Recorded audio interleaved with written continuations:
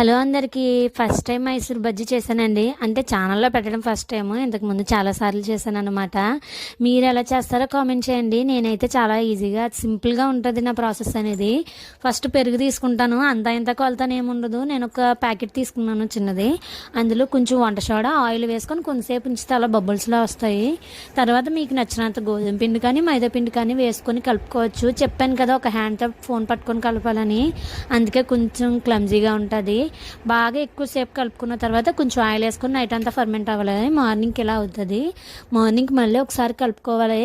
మీకు నచ్చితే ఉల్లిపాయలు పచ్చిమిరపకాయలు అవన్నీ వేసుకోవచ్చు. నేను పిల్లలు తింటారు కాబట్టి ఏమీ వేయలేదు. ముందుగానే ఆయిల్ రెడీ చేసి పెట్టుకున్నాను అనమాట. ఆయిల్ హీట్ అయిన తర్వాత ఒక్కొక్కటిగా బజ్జీగా వేసేయడమే. అయ్యో బజ్జీ అన్హెల్దీ అలా ఇలా అని ఏం అనుకోవద్దు. ఎప్పుడో ఒకసారి కాబట్టి ఏం పర్లేదు. మీలో బ్రేక్ఫాస్ట్కి ఏం ప్రిఫర్ చేస్తారో కామెంట్ చేయండి. మీకు ఏం బ్రేక్ఫాస్ట్ కూడా కామెంట్ చేయండి. బజ్జీ అయితే చాలా బాగా వచ్చాయి. ఎప్పుడైనా గుర్తుపెట్టుకోండి, మనం ఆయిల్లో వేసుకొని పైకి తేలితేనే బజ్జీ పిండి పర్ఫెక్ట్గా కలిపినట్టు. మీకు ఈ వంటలు నచ్చుతాయో లేదో కామెంట్ చేయండి.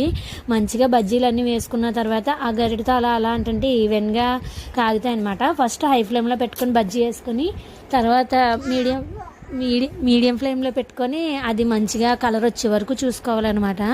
మీకేం టిఫిన్ ఇష్టమో కామెంట్ చేయండి. ఫస్ట్ మా పిల్లలకి వేసేసిన తర్వాత మళ్ళీ కొంచెం జీలకర్ర యాడ్ చేశాను. మీరు కావాలితే యాడ్ చేసుకోవచ్చు, వాము కానీ జీలకర్ర కానీ. నెక్స్ట్ రెండో వాయి కూడా వేసేసాను. ఉన్నగాడికి మొత్తం వేసేసి ఇంక వేరే పని ఉందని వెళ్ళిపోయామన్నమాట. మార్నింగ్ అయితే టిఫిన్ ఎలా గడిచింది. నేను బజ్జీ వేస్తుంటే ఆల్రెడీ మా అక్క చట్నీ చేసేసింది. మీలో ఎంతమందికి మైసూర్ బజ్జీ ఇష్టమో కామెంట్ చేయండి. ఎంతమంది తింటారో కూడా కామెంట్ చేయండి. అంతే వీడియో. మనకి వీడియోస్ కానీ నచ్చితే లైక్ చేసి సబ్స్క్రైబ్